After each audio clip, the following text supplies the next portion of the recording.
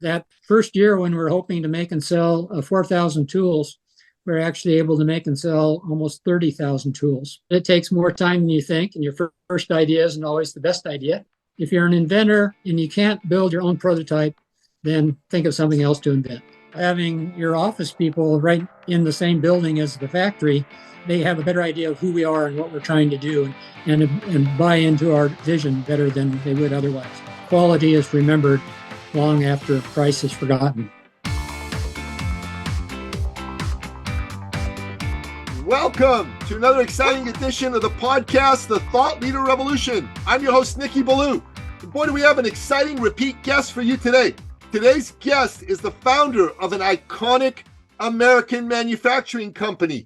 This gentleman invented the multi-tool industry, and his company is a leading company in it. I am speaking, of course, of none other than the one, the only, the legendary Tim Leatherman. Welcome to the show, Tim. That's quite an introduction. Thank you very much. God bless you, and thank you for being here on the show. So, Tim, for longtime listeners of the show, they know who you are. They've heard your story before. But for new listeners, it'd be great if you could just, take a walk back down memory lane and tell us how you got started. How'd you go through your journey of starting your incredible company? How'd you get to become the great Tim Leatherman? The story of the Leatherman tool starts with when my wife and I took a budget trip way back in 1975, took a budget trip to Europe, and I was carrying a pocket knife, a multi-blade pocket knife, which was fine for what it did, but I often needed pliers. And that was a long trip. It was 9 months in Europe. We bought a $300 used car in Amsterdam and drove it all the way to Tehran, Iran, and back. And during that trip, it was sort of a, what are we going to do with the rest of our lives trip? And so I was jotting down notes. And one of the notes, in essence, said, add pliers to a pocket knife. And when we returned, I decided that this was the idea I wanted to focus on. And I asked my wife if that was okay. She said, how long will it take? I said, maybe 1 month. So she said, okay. So she went to work to support us. And 3 years later, I had a prototype I liked. And then it took another 5 years to modify the prototype to what the market wanted before I finally found a customer and was able to start the business. And I should add that during that 8-year period in the garage, after about 7 years, I was about to give up. And a friend of mine from university days had been following my, let's not say progress, but lack of progress all this time.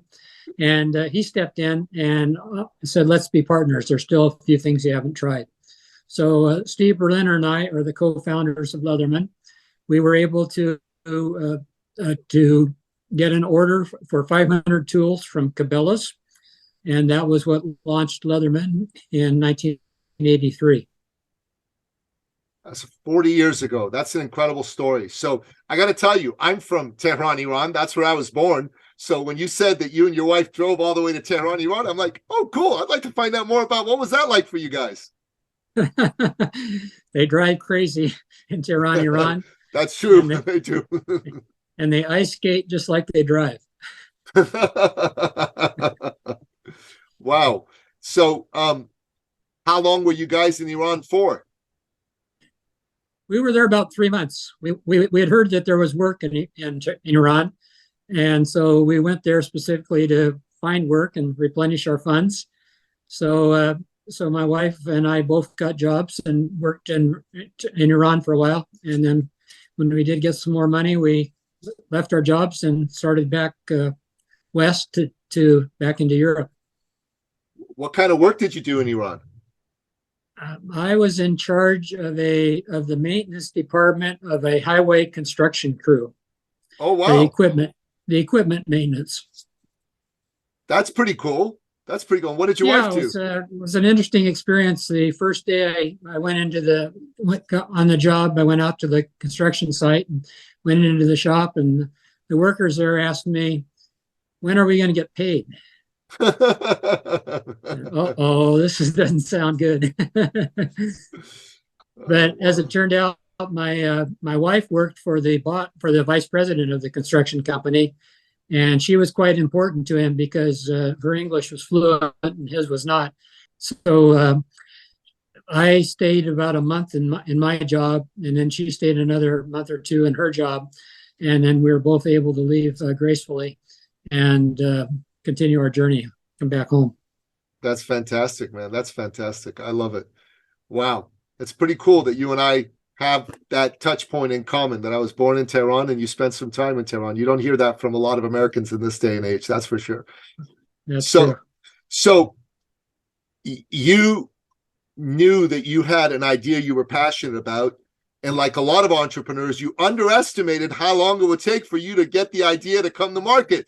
Talk a bit about that. Why is that something entrepreneurs do? Underestimate how long it's going to take for them to get something to work. Well, I used to say that the time estimate is twice as long as you expect, and the dollars you expect to spend are going to be 4 times what you expect to spend. But I think it's that much longer, and the dollars are even worse than that. Wow, wow, wow. Why do you think that is? Why do you think entrepreneurs tend to be so optimistic, wildly optimistic almost, in how long it's going to take and how much it's going to cost for them to make something work? Well, I think part of it is that we, by nature, are optimistic. Me in particular, I have an idea in my mind, and it doesn't take me that long to reach the idea that I had in my mind. But invariably, when I get there, that idea wasn't so good after all. So I need to try something else and come up with a different idea, modify that idea to be able to continue on to come up with something that's actually workable. Yeah, that's true. You know what? I think that applies to a lot of people in business, myself included. I always think things are going to take much less time than they end up taking, and they're going to cost much less than I think they're going to end up costing. And when you said that about, I thought it'd take a month and it took 3 years, I go, oh yeah, I kind of resemble that remark, with some of the things I've taken on. I actually have an example, a recent example of a invention I was going to work on. I was staying in a hotel, and the bathroom light was motion sensor activated. And that was fine during the day, but when I went in at night, I didn't want the light to come on. So the next day, I decided to come up with a solution for that. And my first idea was to hang a towel over the light switch. And it turned out that was a very, very sensitive motion sensor. So if the towel rustled, the light came on. Or if there was any gap between the edge of the towel and the edge of the wall, the light came on. So that was the first idea, quite quick to try, but it didn't work. So then the next idea was to cut out a piece of paper and tape the paper over the light switch and the sensor, motion sensor. And I thought for sure that, and I also thought that I would have to tape that at the top and use the paper as a type of flap so that I could lift the paper when I did want to activate the switch. And so I did that. Cut out the paper, taped on the top. And then just in the course of accidentally doing my own prototyping, I found out that when I pushed on the paper, I didn't need to have the flap. I could just push through the paper onto the switch and the light would turn off and the light would turn on. So there's 2 lessons there. I mean, one is that it takes more time than you think, and your first idea isn't always the best idea. And then the second piece of advice is, or lesson learned for me, and I think it applies to others, is that if you're an inventor and you can't build your own prototype, then think of something else to invent. Yeah, that's good advice. Sometimes it takes more than one iteration to build a prototype that works, right? I mean, what did Thomas Edison say? It took him 10,000 tries to invent the incandescent light bulb. 10,000 tries. Right. Most people would have quit after 10, 20, 30, 50. Who the heck would have done 10,000 to make it work? Well, somebody with a big vision and a big dream that they wanted to make happen, right? That's a lot more perspiration than inspiration. That's for sure. That's for sure. So in the process of you inventing the multi-tool and creating the first Leatherman prototype and getting your first order, you obviously had a vision. You obviously had a desire to see something happen, and you weren't willing to let go of the vision. Why is that? I think it's because I am a person that I set goals and I work as hard and as long as I can to possibly achieve those goals. And in the case of this tool, the tool I had in my mind, the tool I wanted to build for myself, of course, that's what I told my wife. I said, I only need 1 month. I only want to build one for myself. But right from the beginning, I had the idea to not only build a tool that I would like, but to commercialize the idea. So the goal had two parts: create a prototype, commercialize it. And the first part took 3 years to create the prototype I liked. So it took another 5 years of continuing to modify the tool. Some of the modifications were my own ideas, and eventually the last modification came from a prospective customer. And finally, that after all of that, and then creating a partnership with Steve Berliner, that finally led to an order and finally led to us be able to start a business and manufacture the tool. You know, I think that's a very important point, right? Sometimes, you need to go and seek out ideas from outside sources. If your ideas have only gotten you so far, but the base of your idea is a good one, having an outside source like a partner or a prospective customer come and tell you, this is what's going to make us want to buy this, this is what's going to make us want to use this, can be very powerful and very useful to you. And I think that applies not just to product prototypes, but even service offering prototypes. What do you say to that? I totally agree. And I also think that if you go to someone and ask for their opinion, to ask for advice, they're very, very happy to give it to you, because they're so flattered that you think that they're have knowledge enough to offer something to you to help you. If you go to them and try to push them, try to sell them something, of course, then they immediately get their defenses up, and they resist quite fiercely. But asking for advice, and in particular, asking for advice on a Friday afternoon as compared to a Monday morning, you're much more likely to get someone to talk to you. That's brilliant, man. I never thought of that. That's such a good idea. I'm going to start asking for advice from people on Friday afternoons. 2 o'clock to 5 o'clock is when I'm going to make those calls. That's brilliant. Tim, good one. Really, really good one. Okay, so you got your first order. What took you from your first order to knowing you had a viable business? At first, we were hoping to make and sell 4,000 tools in our first year. And we were quite sure, even as naive as we were quite sure that even at that, if we did that, we might be able to pay ourselves back for our investment, which turned out to be totally wrong. It took far, far more tools to pay back the investment. But even then, we knew we would pay ourselves nothing for our time.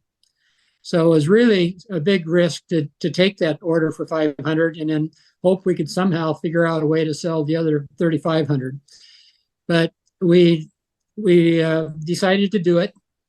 And you asked, when did we think we became a viable business? Well, it turned out that first order of 500 tools from Cabela's was followed by an order for 250 tools from another mail order catalog in Seattle, Washington. Both companies asked for delivery in late December of 1983, about 7 months after that first order. We thought the 7 months would give us plenty of time to get our machinery and supplies and get into production and produce the tools. Well, as it turned out, as I said earlier, things don't go as fast as you think. So a couple of days after Christmas, I got a phone call from the second catalog asking our 250 tools, where are they? He said, well, we're a little bit late. We're sorry, but we're working really hard and we'll have them for you any day now. They said, we need them really badly because they've all been sold. And here's an order for 500 more. Wow. And a few days after that, they called back and said, the 500 are gone. Here's an order for 750. Whoa. 2 weeks later, they called back again and said the 750 been sold. Here's an order for 1,000. We said, what's going on? Yeah. So it turned out that this second mail order catalog gave it the prime space in their catalog. They gave it 2/3 of the back cover of their catalog. And they took a nice picture of this strange looking object that no one had ever seen before and wrote up some good copy. And some people started buying them. And the people that started buying them started using them. And the people that and then their friends saw those people using them and said, "What's that in your hand?" So that word of mouth grew and grew and grew, and more people started buying it. And when that third call came in, was it 250, 500, 750, 1,000? When that fourth call came in, and they said they wanted an order for 1,000, that was when we thought maybe this is going to work. Maybe we're actually going to have a business here. Wow. Yeah, maybe it is, right? Maybe it is. That's incredible. So, what happened after that? Then, well, the first catalog, the one that ordered 500, they're sold just fine too. They reordered, and then it turned out that back in those days, the mail order catalogs were all monitoring each other, and if they got a sense there was a hot product, then they all wanted to jump on board.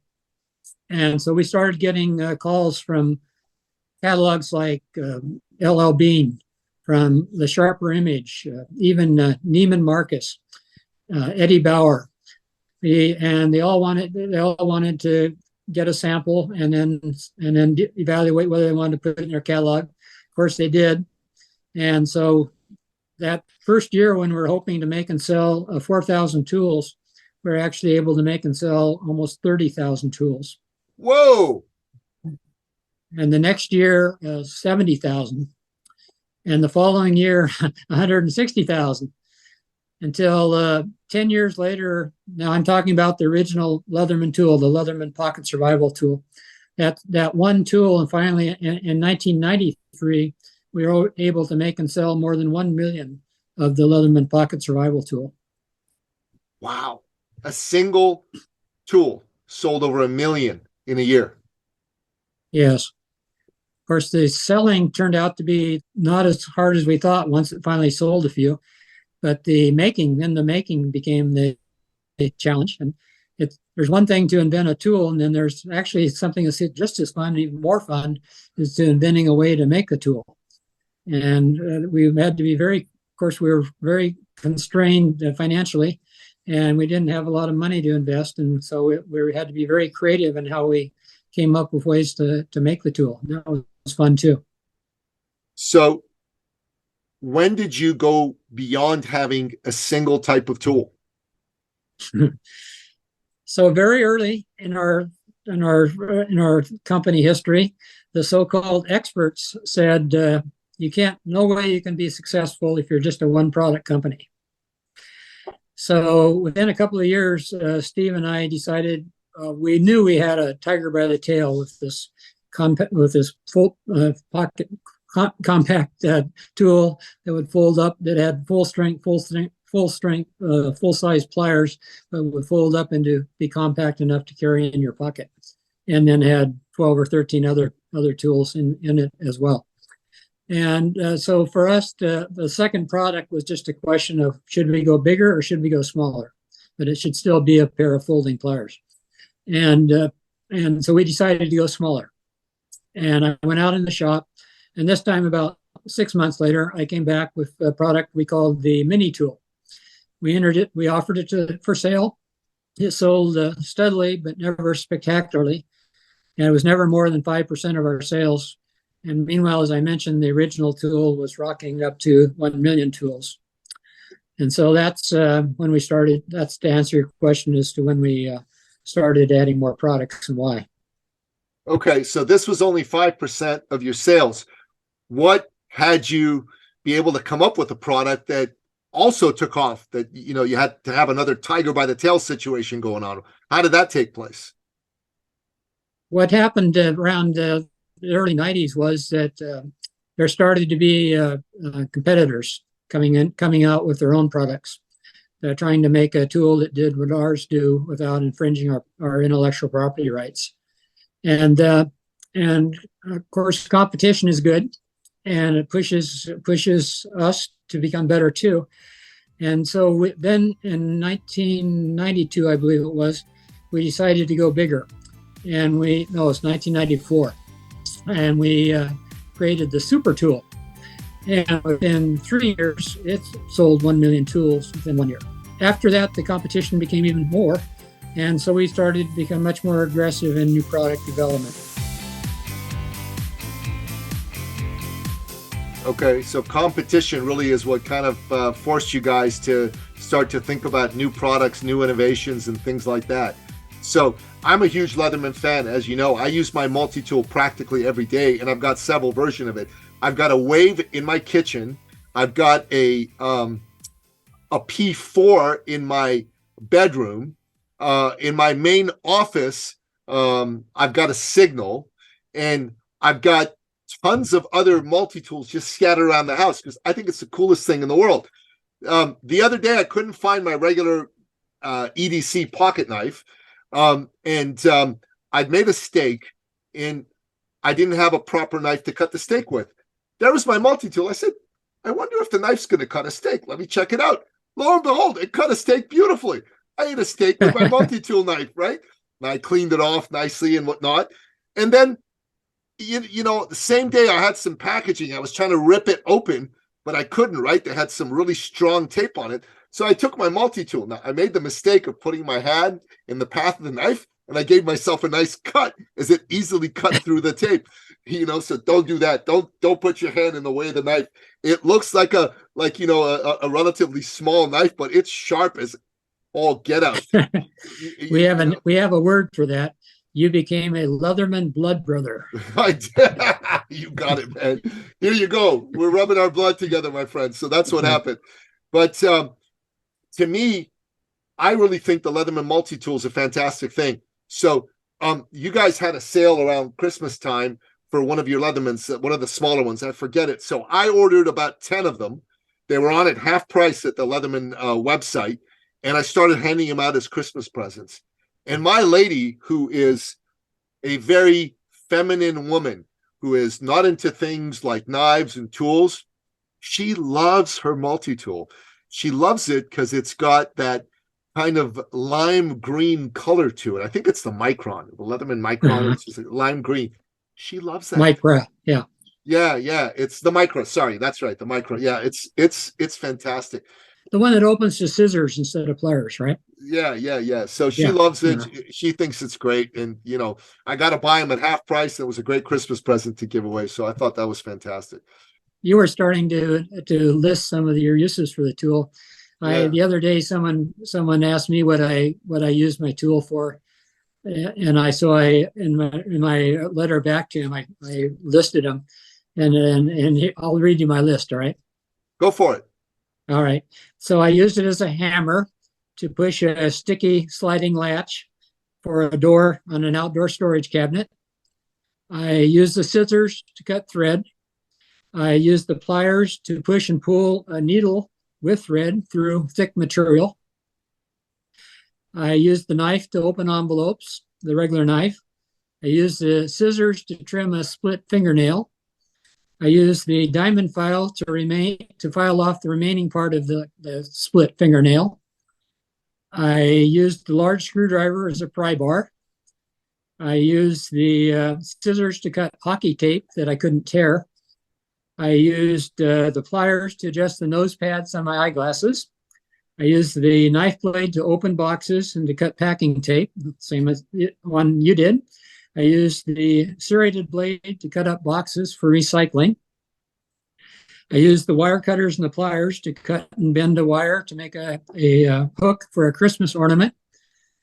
And I used the eyeglass screwdriver to push some beads back into a eyeglass compress that I would use at night. Wow, that's quite a list. It's quite a list. So like you, when it's on your belt and you're using it, you'll find some use for it daily, if not hourly. 100%. I think it's a fantastic tool. And honestly, like I said to you before when we spoke, I think everybody should have a Leatherman multi-tool. Everybody. And it's my opinion right now that women in particular, more women should have a multi-tool with them because there's so many things they can do. There's a lot of single women out there these days, so they don't have a man around necessarily that's going to go out and do this type of stuff for them. So it's good for them to have a tool like this to be able to use. But even if you're, a married woman and you got a man who's not particularly handy, it's probably a good idea for you to have this. And even if he is handy, maybe he's not available to do something for you in that time. It's a good idea for you to have a multi-tool like this. I think it's super, super important.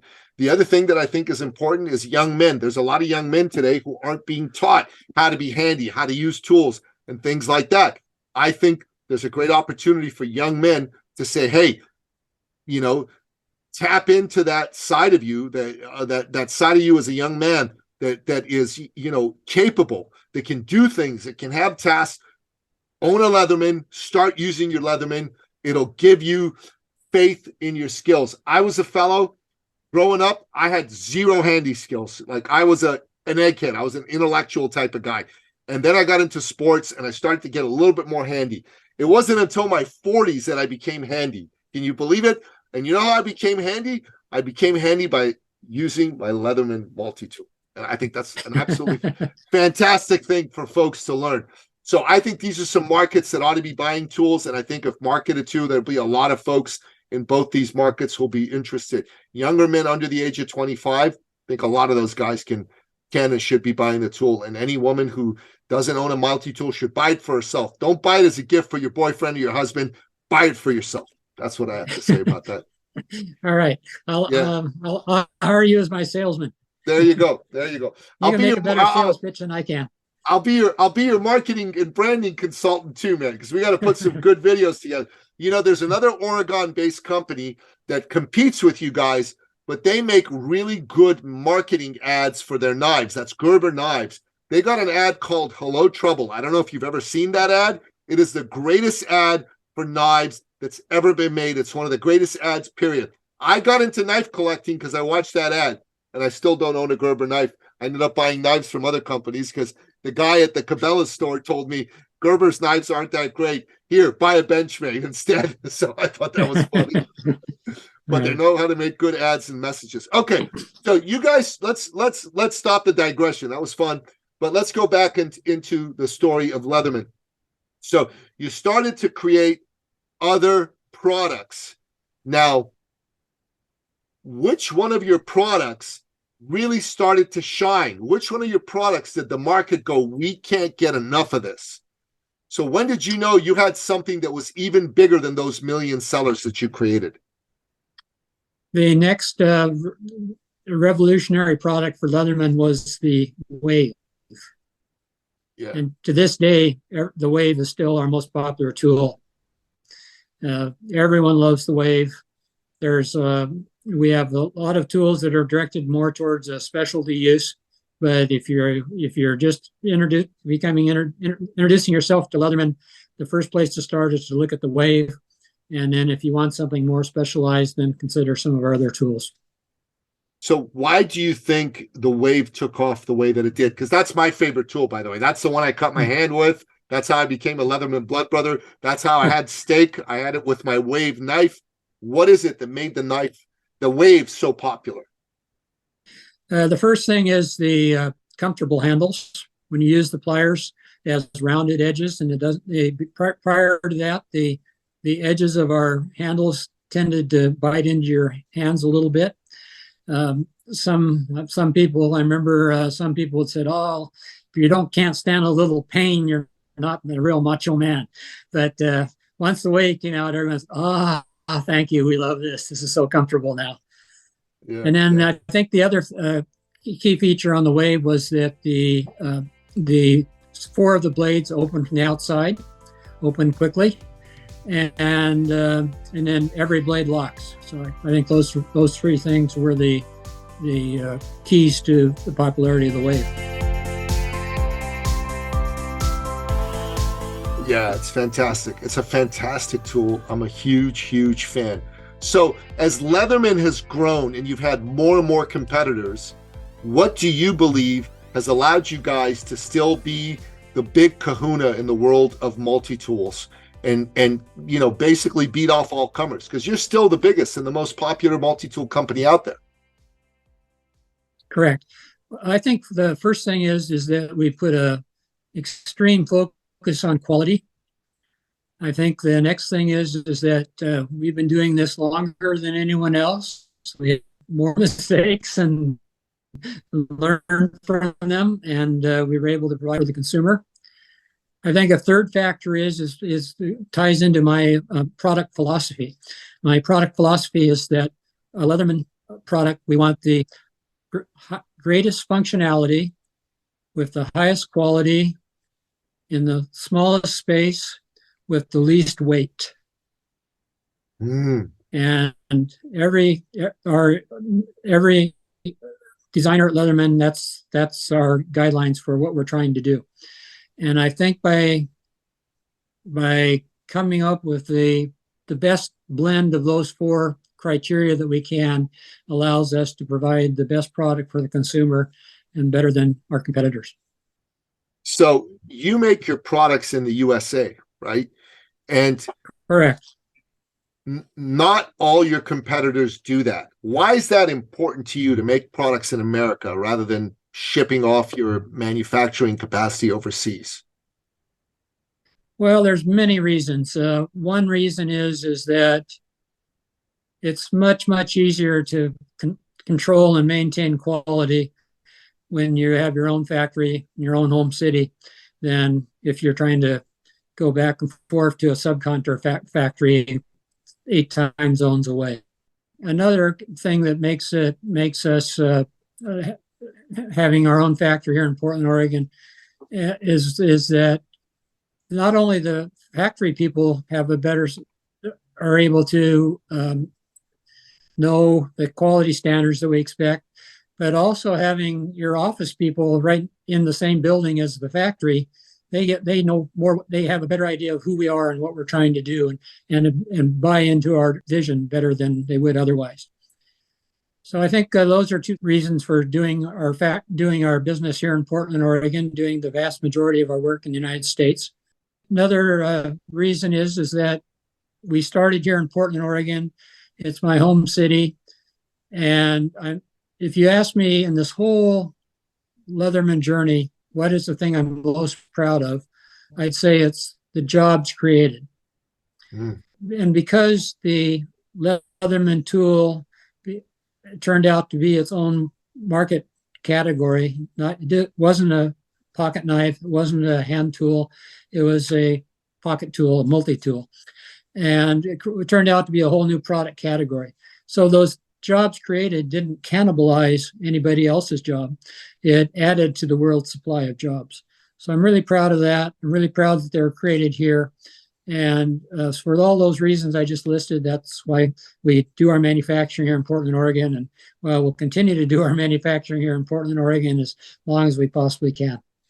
I got to say this to you. You've got good business reasons to do it, right? Like having people near you where you can like have a good handle on quality control and you can have good communication. I think that's a good reason. Having your office people be able to communicate with your factory people and be able to have seamless communication and a strong, good corporate culture where people know, like, and trust each other. I think that's a good reason. But, I think that your patriotic reasons, I know you didn't use that word, but I'm going to use that word for you, to build in America. You're an American, you're from Portland, you're from Oregon, you're an Oregonian, and you want to give back to your community and create jobs because America gave you your start, Oregon gave you your start, Portland gave you your start, and you want to give back. I think that's fantastic. That's one of the reasons that I buy from Leatherman, is because I know that I'm buying a made in the USA, made in North America. Even though I'm Canadian, I like to buy American, I like to buy Canadian. I'm not opposed to buying goods from other countries, but when it comes to China these days, one is I'm not a fan of the Chinese Communist Party. Number one, not a huge fan of those guys. Myself personally, the Chinese people are fantastic and amazing. I have tremendous amount of love and respect for the Chinese culture, and I've studied it. It's amazing. But if there's a choice that I can buy American Even if I got to spend a little more, I'm happy to do that, especially when I know the quality's there and it's going to go toward giving good jobs to good people in local communities. I think that's powerful and important. So good on you, Mr. Tim Leatherman. Good on you for doing that. Well, thank you. I think a Leatherman tool, of course, being made in America, the cost is a little bit higher than it would be if you buy a Chinese tool. In fact, it might be 10 or 20 times higher than you can pay for some of the knockoffs that come from China. But of course, we guarantee our tool for 25 years. So you might buy a Chinese tool once a year and you don't have to buy a Leatherman tool for new Leatherman tool for maybe 25 years or more. So I think that's one factor. And I think it's also true that quality is remembered long after price is forgotten. That's beautifully said. That's beautifully said. So I know we're living in some tough times. The last 3 years with lockdowns and people being scared, and now there's inflation and recession and war in Europe and so forth. A lot of people are concerned and scared. I want to just hear from you as really an American manufacturing icon and an iconic visionary in the space. What advice do you have for entrepreneurs who are listening to this show on how they can navigate these times and still make their visions come alive and be successful? Well, I have what I call my 10 tips for success in business. Let's hear them. All right. Number one is set goals. Number two is persevere. But understand there's a fine line between perseverance and refusal to accept reality. However, if you're going to err on the side of being too perseverant rather than giving up too soon. Number three is, especially at startup, expect time to be twice what you planned. Expect dollars to be 4 times what you expect. Number four, learn what you need to know as you go along. Number five, sweat the details. Number six, hire good people. Number seven, don't let your employees make the same mistake 3 times. That's good. Number 8, delight your customers. Number 9, make money. Number 10, have fun. I love it. I love it. These are awesome. So, Tim, God bless you for what you do. God bless you for what you've created. I know that you've got a president that's running the day-to-day operations of your company, and I think that's great. But I know the spirit of Tim Leatherman lives on in Leatherman, and it's an incredible thing you've done. You've created a fantastic company. I would be grateful to have you back anytime. If you've got other shows you'd like to go on, or if you got people on your team, like your president or marketing people that want to go on shows, I can make that happen for you because I'm very well connected inside of that world, if that'd be helpful to you guys. And as I've said to you a million times, I'm a champion for you guys and what you're trying to do and some of the ideas that you guys have out there. And I've got tons of ideas myself. I'd love to be a spokesman for Leatherman. I think you guys are great. I think it's absolutely fantastic that you exist and folks like you are out there doing what you do. So, where do people need to go if they want to buy a Leatherman? What's the best way for them to pick one up right now? Well, to your local retailer, your outdoor shop should have it. And of course, you can also go direct to leatherman.com. All right, we'll make sure we put that. So some of the retailers that carry a Leatherman include Home Depot, Cabela's, Bass Pro Shops. These are some folks that carry a Leatherman. And make sure you go to leatherman.com. If you want to get a custom Leatherman with some beautiful phrases written on it or some beautiful images, that's a great place to go. I ordered a couple custom Leathermans. I ordered one for my eldest son. I got him a P2. I got myself a P4. By the way, I really love my P4. The Wave and the P4, like the Wave is my favorite, but the P4 is a close second. I think it's a great idea to go get yourself a custom Leatherman, and you can buy that as a gift and send it to somebody. And if you're a lady who's listening to this show, go buy yourself a Leatherman. Don't just buy one for your boyfriend or your husband. You can use a Leatherman. Trust me, once you start using your Leatherman, you'll never go back. It's such a handy tool. And you can buy a beautiful looking one that looks nice. It doesn't have to be this rough and tough looking masculine thing. It can be a beautiful, sleek, feminine thing. Leatherman makes those for you. They're available for you as well. And Tim Leatherman, God bless you. Thanks for coming on the show. It's great to have you here. Please come back in another year or so and let me know if you'd like me to connect you with some other shows or some other members of your team. Take good care. No, thanks for having me. It's been a pleasure talking with you, Nikki. Ditto from me as well. And that wraps up another exciting episode of the podcast, The Thought Leader Revolution. You'll find out more about today's incredible guest, the iconic Tim Leatherman and his incredible company, the Leatherman Company. Go to the show notes at thethoughtleaderrevolution.com or on iTunes, Stitcher, Spotify, Audible, wherever you happen to listen to this particular episode, or just go directly to leatherman.com. Until next time, goodbye. This episode has been brought to you by eCircleAcademy.com, the proven system to add 6 to 7 figures a year to your thought leader practice.